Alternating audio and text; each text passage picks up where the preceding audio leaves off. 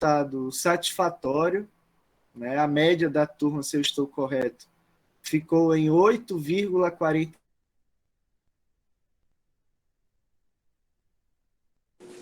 Ficou mudo de novo. Como, Maria? O professor está ficando mudo de novo. Está ficando mudo? Dessa vez. Professor? Sim. Aproveitando o comentário da prova. Sim. Eu tive que ler todos os textos para fazer a prova, porque eu já acho que eu já tinha explicado para o senhor que eu estava com falta de tempo para estar fazendo leitura, né? Sim, sim. O que eu não consegui realmente fazer um bom trabalho foi sobre a dissimulação. Uhum. Sabe? Aquele texto me confundiu. Não, ele é um texto controverso, digamos assim, Maria. Mas se é que apazigua os ânimos, não foi só você que sentiu dificuldade, digamos porque assim. eu vejo assim, ó. Eu li o texto para fazer a prova, eu vejo assim. Sim. Se a gente considerar o Gregório de Matos Guerra, pelo que eu sei dele, ele era realmente parecido com o que ele escrevia. Sim. Ele era um cara louco, que ele vivia intrigando tanto com os governantes quanto com a igreja, e os escritos dele são assim, né? Dado o apelido que foi concedido a ele, né? No caso do Machado de Assis, no meu entendimento, o autor já começa na controvérsia, porque ele faz uma entrada lá no texto, né? Mas em seguida ele diz que aqueles personagens do Machado de Assis não parecem muito com o que o Machado de Assis vendia da personalidade dele. Aí eu me confundi toda. Ele mostra, Maria, ficou aquele testículo que eu fiz. Sim, esse teu relato ele é muito interessante, porque, a princípio, a lógica de compreensão, né, de como assimilar a dinâmica do que o Martim Vázquez da Cunha confere à leitura das obras do Machado de Assis e do Gregório de Matos, caminha por esse horizonte. Tá? Ele, de fato, vai destacar, digamos, uma forma mais direta com a qual o Gregório de Matos teria se colocado na criação poética de suas produções, e, de outro lado, o Machado de Assis, que se coloca na construção de personagens ao avesso. Por isso que o título do ensaio é Poética, não da simulação, né? Não da imitação, mas da dissimulação. Eu vou dissimular uma coisa que eu não sou, né? Exato. O Machado, principalmente o Machado, né, agia por essa estratégia da dissimulação.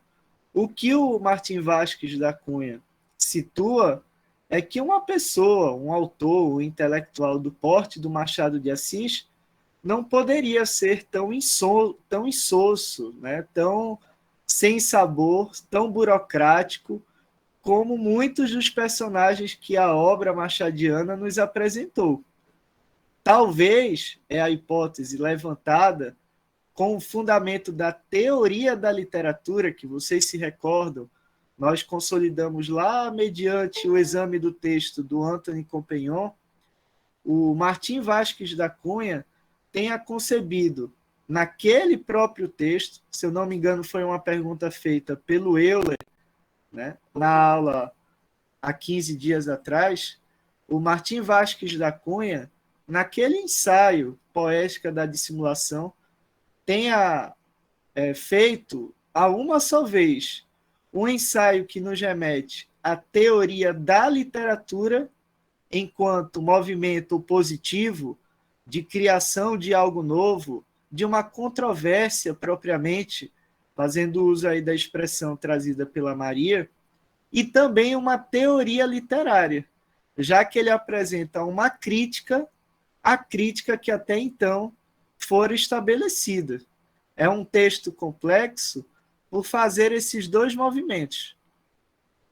À mesma altura em que se propõe a apresentação de uma nova teoria, já se acusa, já se reflete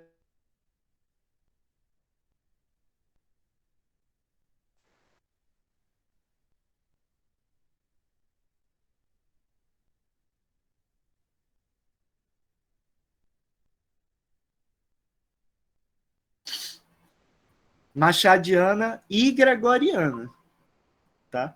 Então, esse movimento ele pode ter dificultado, sim, a compreensão lá da atividade no que diz respeito ao último quesito daquele questionário online.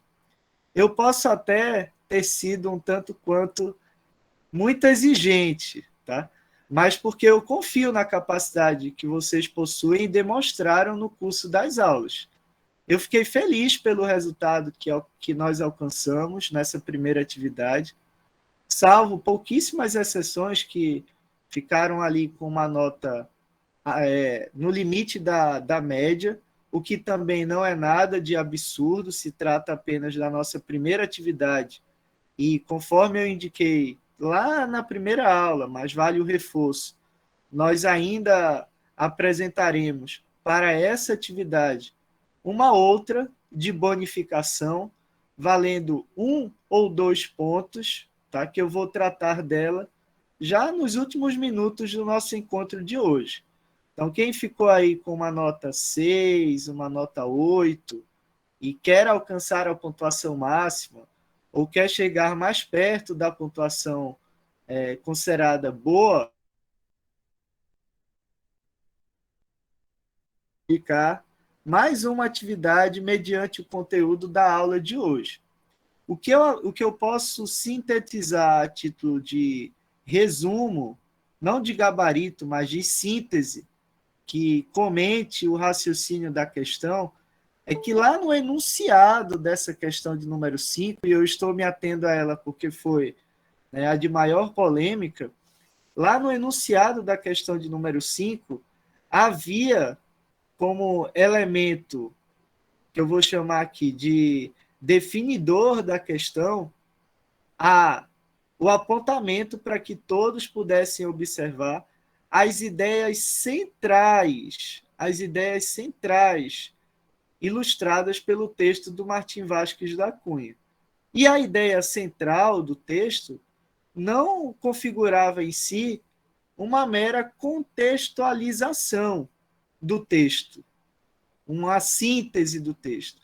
A ideia central seria apontar o fundamento daquela crítica. E o fundamento da crítica, tanto para a leitura da obra gregoriana quanto da leitura da obra machadiana, estaria na abordagem biográfica dos textos. Ah, professor, mas a gente vai, ainda na aula de hoje, trabalhar com a relação entre literatura e biografia. Sim, certamente. Mas, até aquela altura, o texto do Martim Vázquez da Cunha, enquanto exercício de teoria da literatura e de teoria literária, já colocava o elemento da biografia como sendo um elemento de destaque para se compreender a dinâmica narrativa, no caso da obra do Machado de Assis, e poética, no caso da obra do Gregório de Matos. Para quem se identifica com a literatura oitocentista, não é o Machado de Assis o melhor nome a ser indicado nesse momento, para que possamos constatar o vínculo existente entre a crítica, a literatura e a biografia. Lá no século XIX, contemporâneo do Machado de Assis, um outro escritor realista, a saber, o Raul Pompeia, escreve a obra O Ateneu, isso no ano de 1888, um ano antes da proclamação da República, que veio a se dar em 1889, e no mesmo ano da abolição da escravatura. E o Raul Pompeia, ele era um agente importante da vida social brasileira de então. Ele era um hábil chargista, ele satirizava, por meio do desenho, personagens históricos do regime imperial brasileiro, e era um sujeito polêmico, jovem, e como quase todo jovem, polêmico, independente. A polêmica era tão grande que o Raul Pompeia ele não conseguiu concluir a Faculdade de Direito do Largo de São Francisco, onde hoje nós concebemos como sendo a Universidade de São Paulo, a USP, e ele só finaliza o curso de Direito, dadas as polêmicas em que se envolveu, anos depois na Faculdade de Direito do Recife. E lá no Recife ele tem acesso às teses positivistas que determinaram e que deram feição à estética realista. Ele conhece lá o Silvio Romero, ele conhece lá no Recife o Inglês de Souza, o José Veríssimo e tantos outros que foram expoentes, né, dessa crítica e de um período de produção considerado como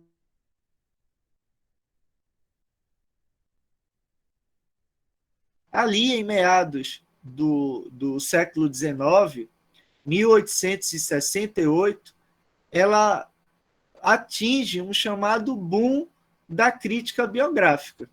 É a crítica que lá na França será introduzida por um pensador que tem o nome de Sainte-Beuve. Ele expõe a teoria de que para se compreender a obra literária seria necessário esquadrinhar a vida de seus autores. Óbvio, olhando com a perspectiva que tomamos de hoje, nós concebemos que essa teoria biográfica apresenta lacunas, a saber, como faríamos no sentido de interpretar uma obra literária se o elemento biográfico fosse determinante para sua compreensão, em caso do autor já ter morrido e não ter deixado qualquer registro de sua biografia. Por esse motivo, a obra não seria compreendida, não poderia ser interpretada, porque não teríamos elementos suficientes da biografia do autor, no sentido de conjurar a interpretação da obra literária, a biografia, a vida social de seu autor, era mais ou menos assim que assumia como postura de compreensão da obra literária o Sainte-Beuve. Claro, reparem que, observando a dinâmica de compreensão e de crítica da obra literária, em momentos posteriores se elegeu um outro elemento considerado central no sentido de compreender a obra literária. Se a crítica biográfica assume como elemento máximo de compreensão da obra a biografia, a crítica sociológica, que nós iremos também estudá-la mais adiante, já vai assumir como elemento de destaque o público leitor. Os sentidos que o público leitor é capaz de atribuir ao processo de interpretação da obra, garantindo o que se chama de historicidade do texto. Ou seja, traduzindo, uma obra literária que foi concebida há mais de 400 anos, a exemplo do Dom Quixote, do Miguel de Cervantes, hoje, nesta obra ou para esta obra, não são apontados os mesmos elementos que foram apontados pelo público leitor lá do contexto original da publicação. Então, a crítica sociológica vai criar uma história para acompanhar a leitura da obra literária. Lá em 1400, a obra foi lida com um cunho moralizante. No século XIX, dados os ideais iluministas franceses, a obra pode ter sido interpretada pelo público do século XIX, pelo público oitocentista, como sendo uma obra libertária, de criação, de inventividade. E já no século em que estamos situados hoje, o século XXI, essa mesma obra pode, para um conjunto de leitores, assumir uma outra interpretação, com outro conjunto de valores, tá? Seja o valor da representação, seja o valor da literatura imaginativa. Então, o público, adequando-se ao contexto de época, ele é capaz de atribuir, de conferir sentidos diversos à obra. E a crítica sociológica vai apontar como que a obra foi lida no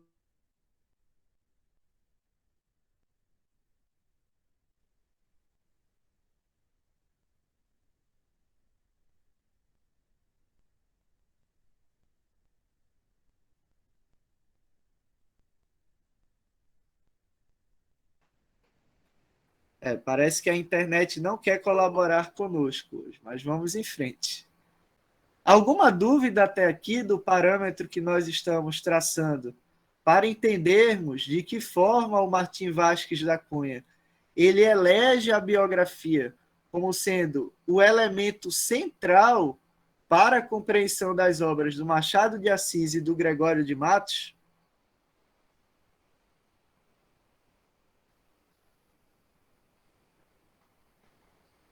Algo que vocês tenham anotado como sendo curioso, que desejem destacar, que colocaram semelhante lá na última questão, e que talvez por isso tenham alcançado um bom resultado.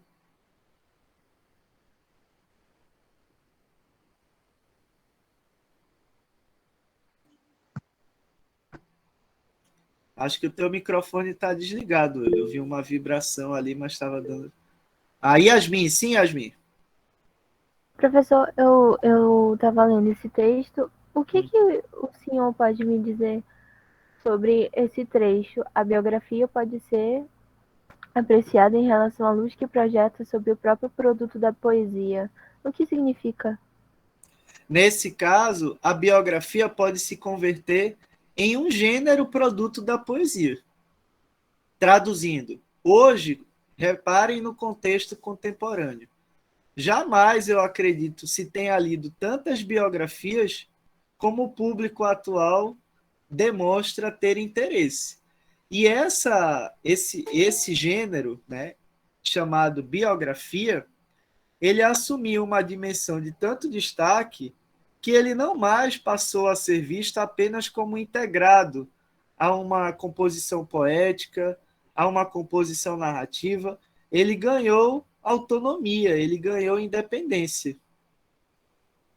Então, o que o Martim Vázquez da Cunha coloca a título de reflexão nesse trecho é: a biografia, ela foi importante para se entender a composição poética, nesse caso do Gregório de Matos, e nós temos a resposta que sim.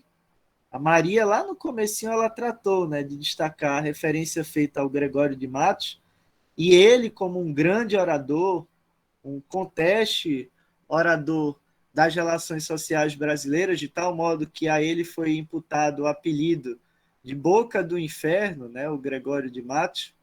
Não se sabe se foi a biografia que influenciou o perfil, o positivo da poética do Gregório de Matos, ou se, antes de existir o sujeito ativo, atuante, participativo da sociedade brasileira, como o Gregório de Matos foi, embora à época ainda não chamássemos de Brasil, não se sabe se foi essa vida política e social influenciada por um escritor que já existia antes, por um poeta que já existia antes.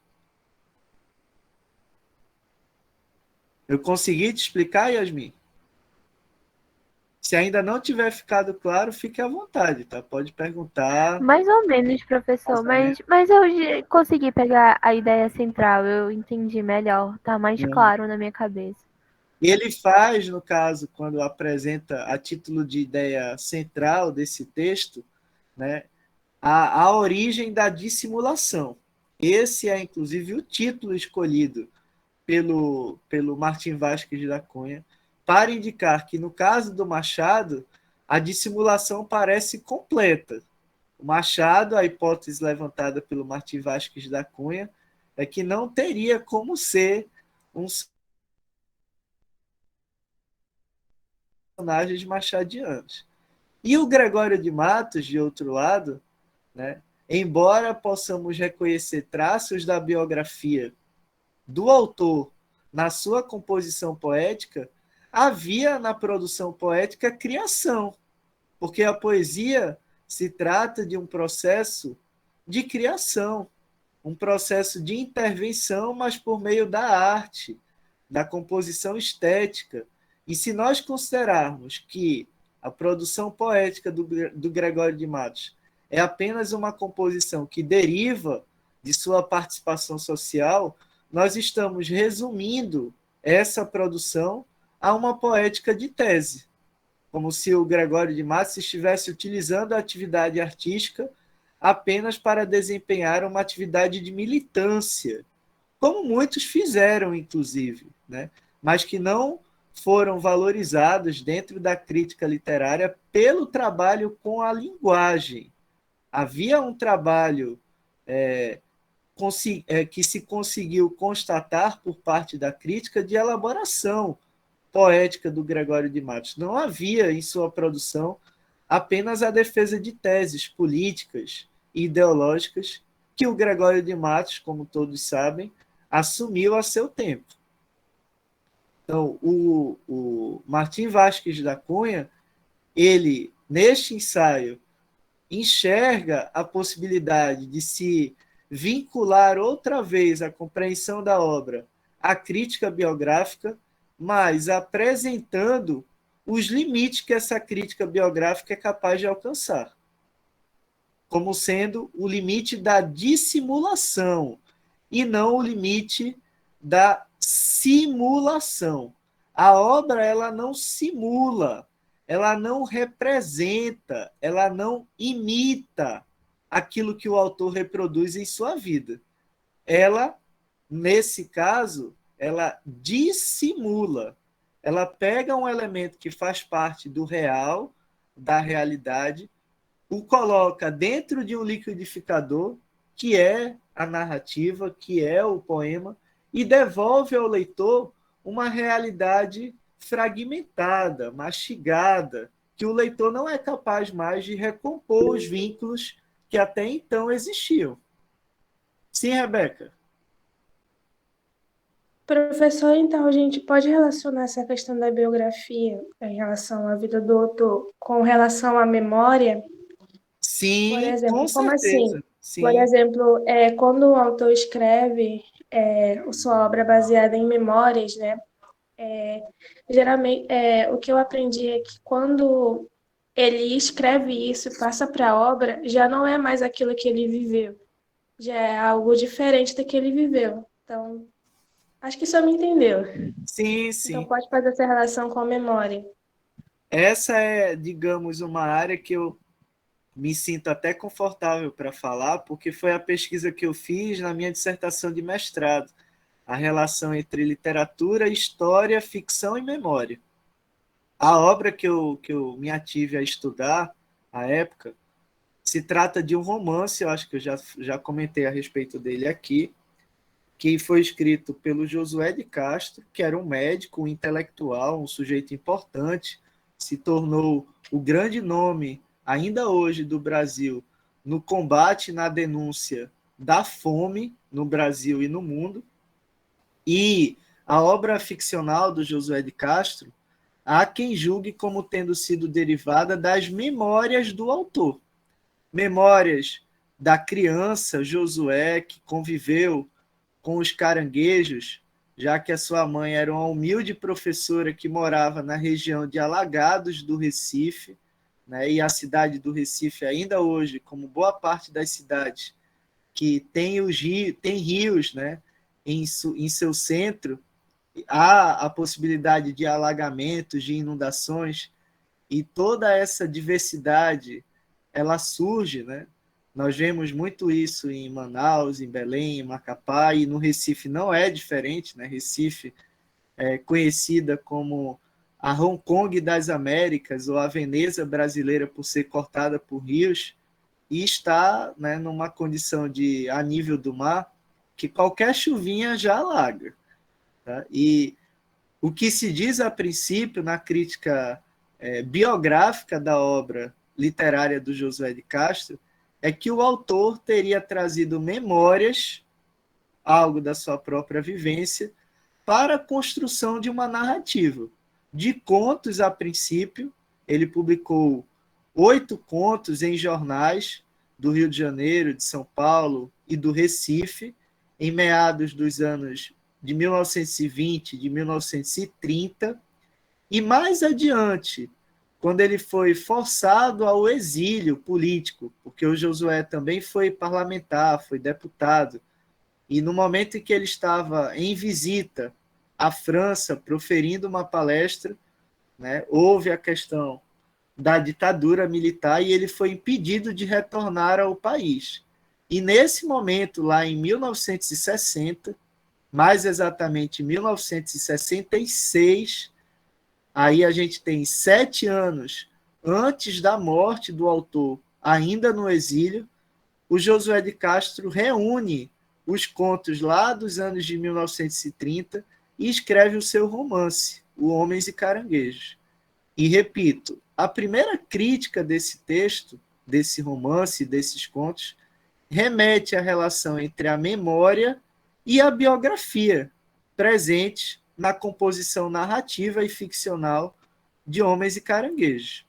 Então, a memória é um elemento muito utilizado pelos escritores do século XX e que tem sido resgatado enquanto estratégia narrativa pelos autores do século XXI.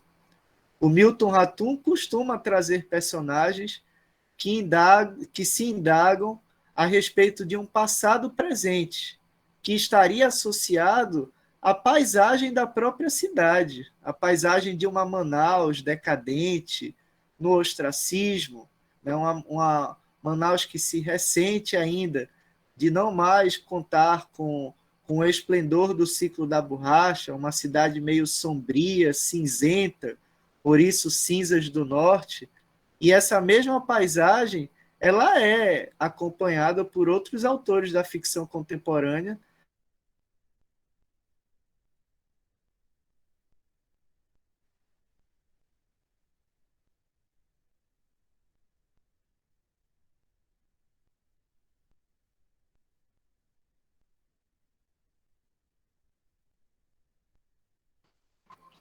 Eu dizia mais lá atrás, ainda no século XIX, o Machado de Assis.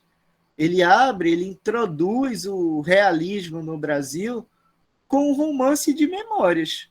Quem se lembra qual foi esse romance de memórias do Machado de Assis? Quem se Memórias recorda? Exatamente, Memórias Póstumas, de Brás Cubas, né? Um narrador defunto, que também é um narrador personagem, e aí fica-se uma indefinição, né? Seria um narrador defunto ou um defunto narrador? Um personagem defunto ou um defunto personagem? Mas se tratava de um registro de memória. E a memória, quando trazida para a ficção, que já é um terreno movediço, tudo é muito frágil, né? Muito móvel, a memória em si já se trata de um componente móvel. O Jacques Le Goff, que é talvez uma das principais referências que estuda essa relação entre a memória e a história, né, é um pesquisador da área da história incorporada à crítica literária. O Jacques Le Goff ele traz a reflexão sobre a memória e o esquecimento. No contexto que estamos inseridos, que é o contexto de compreender a obra literária, no momento em que o narrador assume ter esquecido do nome de um personagem ou não se lembrar ao certo em qual dia ou como estava a paisagem no momento da ação narrativa ali apresentada, ele está fragmentando, ele está trazendo contornos indefinidos para algo que talvez ele até tivesse em mente com bastante nitidez. É também, trocando em miúdos, né, aquela história do quem conta um conto aumenta um ponto. Ao tornar a vivência ato de fabulação ou mesmo de produção poética, muito se perde no meio do caminho. Tá? O meio do caminho se trata da obra literária, da literatura. Então, esse elemento biográfico ele é muito importante para entender qual foi o primeiro aceno da crítica que se propôs lá no século XIX, nos anos 1860, por intermédio do Sainte-Beuve, um crítico francês, para associar a compreensão da obra à biografia do autor. Foi nesse momento que mais se perguntou o que o autor quis dizer com isso. Era algo comum. Lia-se a obra do Machado de Assis e se perguntava. O crítico, o leitor da época se perguntava o que o Machado de Assis quis dizer com a construção de Capitu. O que o Raul Pompeia, que é o outro autor que eu desejo destacar, o escritor de O Ateneu, quis também, por meio de um romance de memória, o Sérgio, o protagonista de O Ateneu, conta a história fazendo o registro a partir da memória. O que é que esses autores quiseram apresentar? E vejam, o Raul Pompeia, que é esse que eu pretendo destacar agora, por estarmos tratando da biografia, ele pagou um preço muito alto, né, por essa abordagem da crítica biográfica. Vocês já leram a obra de O Ateneu, do Raul Pompeia? Alguém já?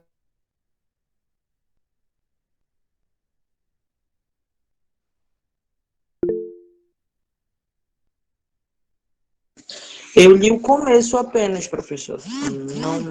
Não passei assim muito do começo. Só o começo, né? Deixa eu ver aqui. A Francilene me diz que ainda não leu, o Marco Antônio ainda não. Eu vou só apresentar algo para que vocês entendam qual a relação que se estabelece entre Qual a era a obra, obra, professor? Desculpa, que o senhor falou.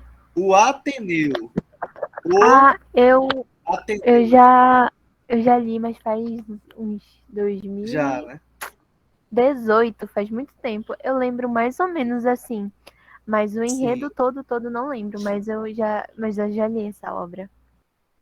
Vem a ser um clássico da literatura brasileira realista, Sim, contemporânea do realista Machado isso. de Assis, né? E o que é que acontece? Lá no período da publicação de O Ateneu, a crítica biográfica estava no seu auge. Vamos recuperar as informações de data.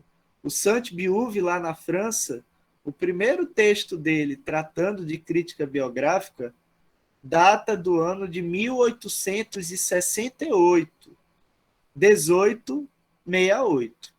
E o Raul Pompeia, aqui no Brasil, em 1888, ou seja, 20 anos depois, publica o Ateneu. A crítica literária brasileira de então era formada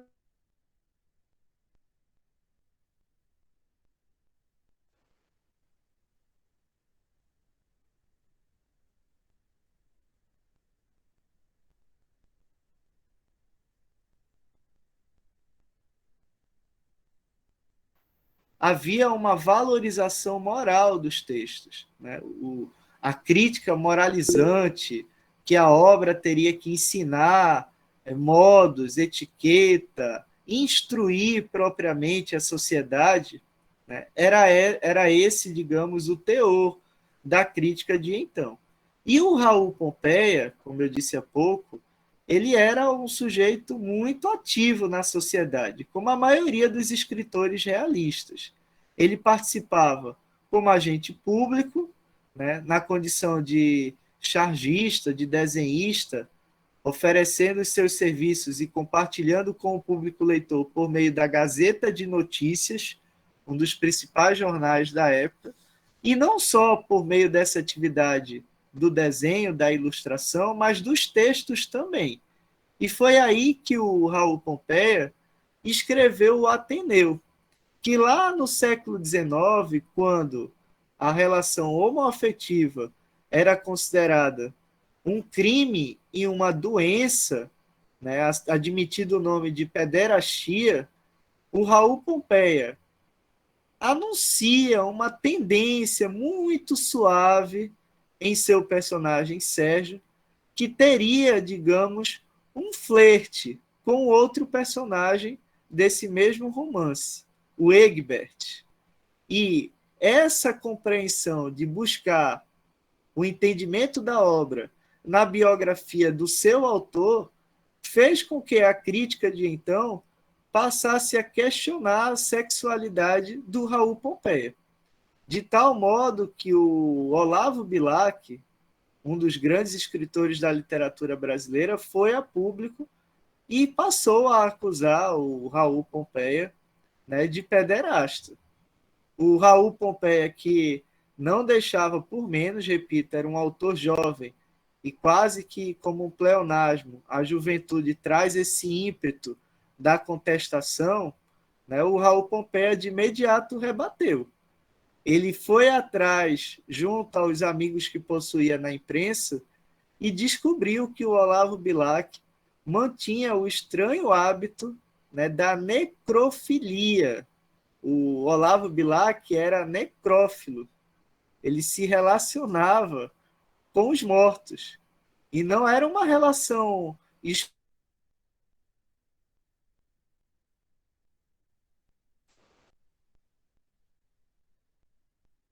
Na melhor parte fica mudo.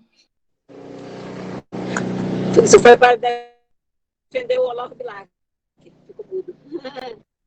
Fofoca mal contada quase mata fofoqueiros. Professor, na maior Voltou parte, quando tá agora. falando, sempre corta. Professor, se eu Voltou. poderia repetir do começo, por gentileza, só para retomar? Posso. Só me digam em qual parte que a conexão foi interrompida. Na necrofilia. Necrofilia. Necrofilia. Sim, Isso. o Olavo Bilac, ele era necrófilo, né? Ele se relacionava com os mortos e não era, digamos, uma relação espiritual, não. Era uma relação carnal. Exatamente. E foi, digamos, a revanche do Raul Pompeia, né? De um lado, sendo acusado de pederastia, algo que, naturalmente, com o olhar que temos hoje, não é crime, muito longe disso, e menos ainda pode ser considerado uma doença, né? Mas do outro, aí sim o Olavo Bilac, e vejam, o que foi canonizado e até nos é mais conhecido porque se tornou um autor do Estado, o Olavo Bilac é autor do hino da bandeira, do símbolo nacional, né? Então, vocês vejam, né, quem é o autor do hino da bandeira, o Salve, Salve Olavo Bilac. Essa polêmica foi tão grande que ambos se reuniram em praça pública, travaram um duelo, cada qual empunhando a sua espada à mão, mas a turma, né, do apaziguamento impediu o confronto direto. E, óbvio, pensem aí no contexto de uma sociedade moralizante, de uma sociedade do século XIX. Tá? A dignidade, a honra, valia tanto quanto a própria vida. Por isso que se pagava o preço pela morte, né? Para se redimir, ou para redimir a sua honra. O Raul Pompeia, não vendo como se afastar dessa pecha, né, que acabou o estigmatizando e estigmatizando a sua biografia em função da obra, da leitura biográfica da obra, cometeu suicídio aos 32 anos de idade. Então, percebam, a crítica biográfica, nesse caso, foi corresponsável, se não o principal elemento, para que o público de então passasse a interpretar o autor pela sua obra e a obra pelo autor. Numa medida extremada, né? Ele teve que pagar o preço da sua vida para fazer valer a honra da sua dignidade. Exatamente, Maria. Era essa composição, digamos, de um falso moralismo que existia. Né? E esse falso moralismo matou e ainda mata muita gente. Ainda. Vale se destacar. Professor, Sim, Yasmin. professor, se eu não me engano, se passa numa escola que era para padres, né? Esse livro, ou eu tô enganada? Como? O Ateneu se passa numa escola que era para padres, né? Sim, sim, exatamente. E outro elemento da biografia que a crítica interpretou é que o Raul Pompeia, ele admitia ter estudado no Colégio Abílio, lá no Rio de Janeiro. Então, o colégio, o Ateneu, seria, digamos, um microcosmo, seria uma transposição da realidade do Colégio Abílio, real, para o Ateneu ficcional. Daí a crítica biográfica deduziu, se a obra se trata, se ela é ambientada no colégio, se há um personagem que conta a história a partir de suas próprias memórias, se lá atrás, né, se fez uma leitura de que o narrador de Memórias Póstumas de Brás Cubas possuía a ironia do próprio Machado de Assis, por que não afirmar, e dessa forma julgou a crítica biográfica de então, que o personagem Sérgio, que acena para uma tendência, um flerte homoerótico, por que não afirmar que o Sérgio seria, na verdade, o próprio Raul Pompeia? Isso define a qualidade da obra de forma alguma, né? De forma alguma. Não é isso que vai fazer, que vai permitir com que a obra seja imortalizada, que seja interpretada por inúmeros leitores, mas que é um componente, digamos, que atinge um grau de relevância maior do que possuía antes, na obra do Raul Pompeia nós não temos como negar. Esse texto que eu destaco aí em tela, do Velic e do Alwin, faz uma reflexão pontual sobre a relação entre a biografia e a literatura. Em se tratando de um texto que nós recomendamos lá atrás, imagino que vocês tenham feito algum apontamento, algum destaque, algo que agora talvez faça todo sentido perante a discussão que apresentamos há pouco. Vocês querem comentar algo, destacar algo? Não.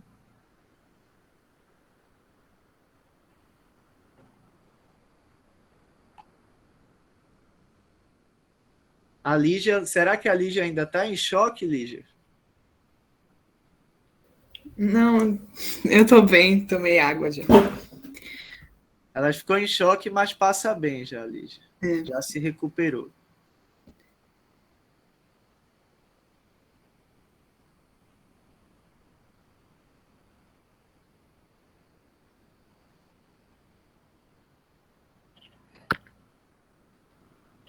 Estou estranhando o silêncio de vocês.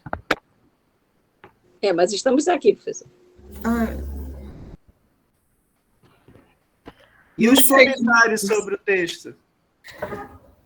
Eu acho que esse texto é mais claro do que o outro, que a gente precisou ler para a prova, né?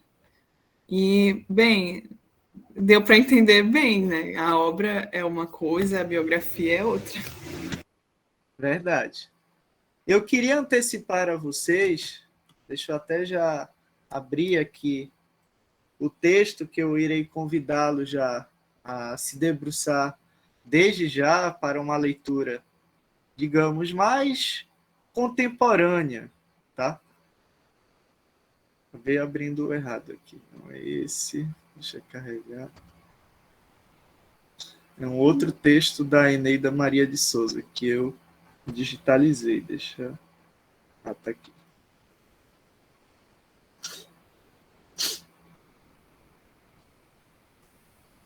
Ainda não está lá, não, né? No Class? Não, ainda não. Ainda não. Janelas Indiscretas, Ensaios de Crítica Biográfica, da Eneida Maria de Souza, que é um dos grandes nomes da crítica literária brasileira atual. Esse livro é do ano de 2011. A Eneida Maria de Souza, ela é professora da Universidade Federal de Minas Gerais. Inclusive, na edição mais recente da Abralic, ela ganhou o prêmio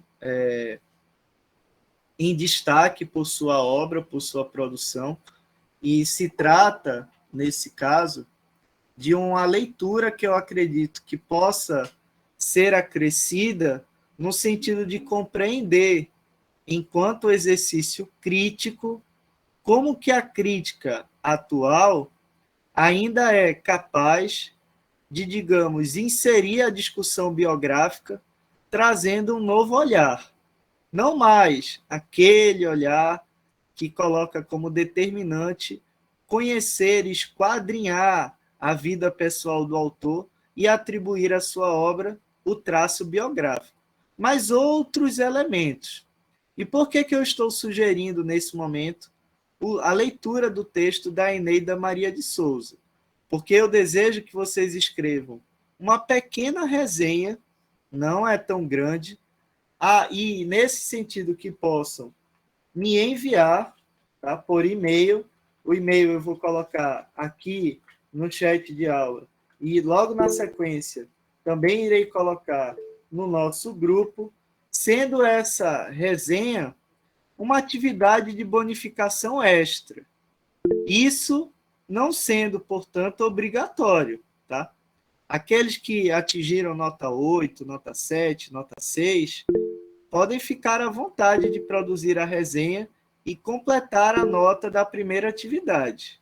É uma atividade de bonificação. E o texto é um texto pequeno, tá? Muito pequeno.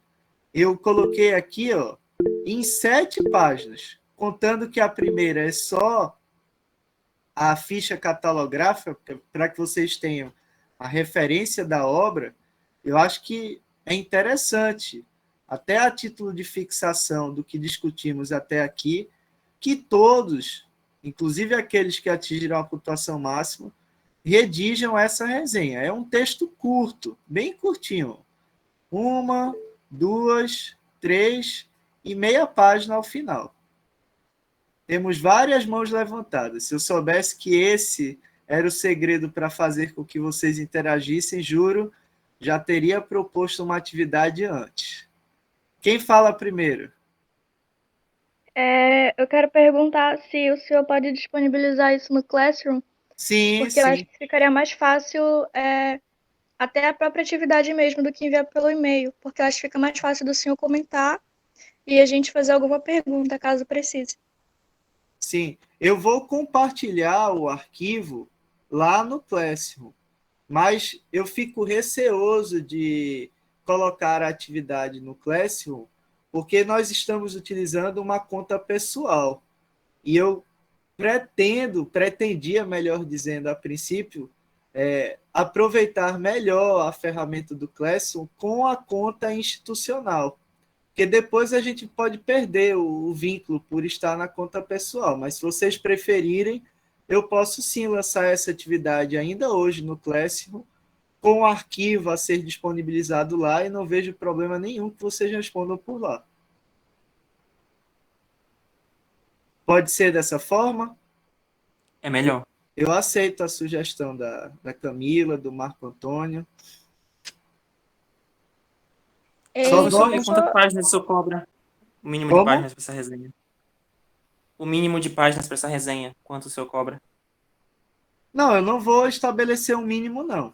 Eu quero que vocês aqui avaliem o que julgar necessário, tá? Eu posso colocar como mínimo 2 páginas e meia, 3 páginas, mas eu sei que isso é muito relativo. Eu prefiro avaliar o conteúdo do que o quantitativo. Eu já li resenhas com 2 laudas que traziam muito mais profundidade na abordagem do texto do que uma resenha com 5, 6, 7 laudas. Isso é muito relativo.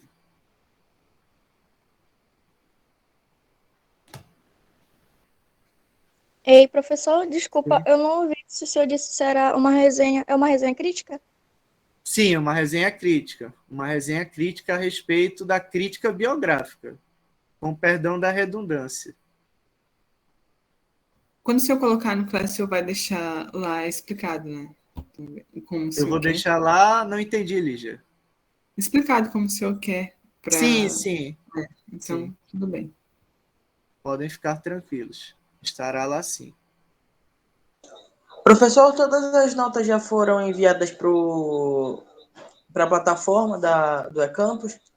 Não, do eCampus não, exatamente. Eu só lancei as notas no Classroom. No eCampus ainda não, porque eu já havia previsto essa atividade de bonificação e não faria sentido eu lançar a nota já consolidada sem que antes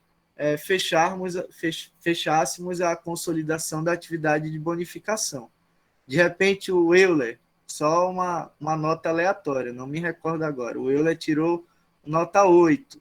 Então, se eu lançasse de imediato lá no eCampus a nota 8, depois eu teria que ajustá-la. Então, 8 aparece por hora, né, no Classroom, mas quando eu for lançar no eCampus, se o Euler tiver entregue a atividade de bonificação, valendo 1 ou 2 pontos, ainda não me defini, mas estou inclinado a atribuir 2 pontos a essa atividade, tá? Eu já irei lançar no eCampus, somando a nota que está no Classroom, mais essa atividade de bonificação. Professor, Sim, essa nota, ela só vai se complementar essa nota dessa atividade? Ou caso, por exemplo, quem não precisar dessa nota de bonificação, ela pode contar para a próxima atividade avaliativa? Ou não, só para essa de agora? é possível, Rebeca, que para a próxima atividade eu lance também uma outra atividade de bonificação. Mas é interessante que você faça a título de conhecimento, de aprimoramento do conhecimento desse tema. Já que, não se esqueçam, que a nossa avaliação final se trata de um seminário, tá? Então, nós iremos dividir as equipes para que cada equipe apresente necessariamente uma crítica e possivelmente uma obra literária a associá-la, a remetê-la. Então, se de repente a tua equipe, Rebeca, lá na atividade final, fica responsável pela abordagem da crítica biográfica, se você fez essa resenha agora, certamente vai, com mais naturalidade, ter, digamos, mais elementos para trazer durante o seminário. Eu acho que é importante que todos façam, independente da pontuação atribuída e da necessidade dessa pontuação. Tá bom, professor, obrigada. De nada. Temos mais alguma outra pergunta? A data de entrega, professor, da resenha. Sim, a gente vai lançar hoje, né? Ainda hoje. Como eu estou com essa instabilidade da internet, eu vou colocar para vocês como prazo de lançamento amanhã, sexta-feira. Assim vocês têm mais tempo também para se organizar, para fazerem a leitura desse texto. Ainda hoje, o texto em si eu já posso lançar lá, ao menos.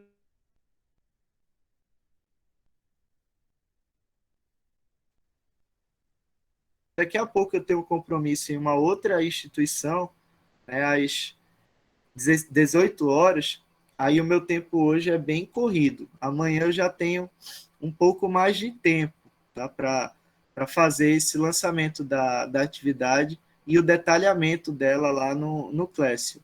Então, eu vou lançar na sexta-feira, amanhã, e vou dar como prazo até a próxima sexta-feira, ou seja, até o dia 4 de março. Aí vocês têm um feriado curto, né, ao menos um dia aí de folga, que já é o feriado que seria atribuído ao carnaval, para atualizar essa atividade, aqueles que assim desejarem. Tá? Vocês acham razoável esse prazo? Sim, professor. Sim. Perfeito, então. Então, combinamos que a entrega ficará até a próxima sexta-feira. Quanto ao horário, eu posso estabelecer como horário final de entrega sexta-feira, meio-dia, horário de Brasília, a saber.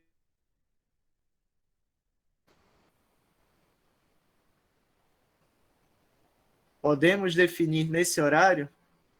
Pode. Ótimo, então. Sexta-feira, 11 horas, horário de Brasília, tá?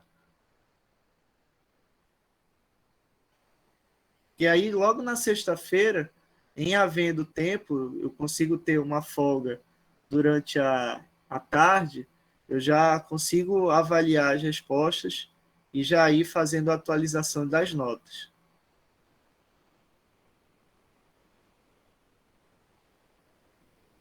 Como eu disse lá no começo, por isso que eu estou hoje impedido de utilizar a câmera, né? Porque eu estou com uma crise muito pesada de rinite alérgica. Também para evitar o desgaste, não é o carteiro Jaiminho lá do Chaves, não, é pelo desgaste mesmo, pela fadiga da rinite. Eu vou precisar encerrar o nosso encontro de hoje um pouco mais cedo, mas ainda temos espaço para eventuais perguntas, para dúvidas, para colocações, ponderações a respeito dessa crítica biográfica. Haja vista que no nosso próximo encontro nós já trataremos de uma outra crítica, a crítica sociológica. Ficou alguma dúvida, algum destaque que vocês pretendam trazer?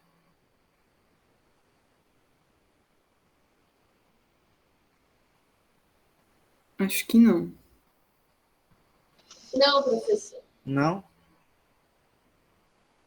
De imediato, aqueles que desejarem se antecipar, eu já vou lançar no Classroom agora o arquivo digitalizado e também farei o lançamento desse arquivo do ensaio que vocês vão utilizar como referência da resenha também no grupo do WhatsApp.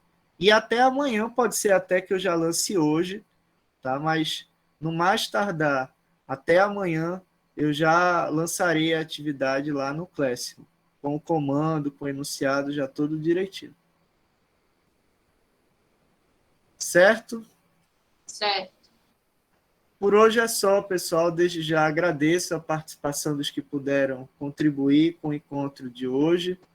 Fiquem todos bem, com saúde, protejam-se e até a nossa próxima aula, se Deus quiser, na quinta-feira da próxima semana. Tá bom, professor. Melhoras, viu? Tchau, professor. Obrigado. Melhoras. Professor, obrigado. Muito obrigado. Boa tarde. Tchau. Boa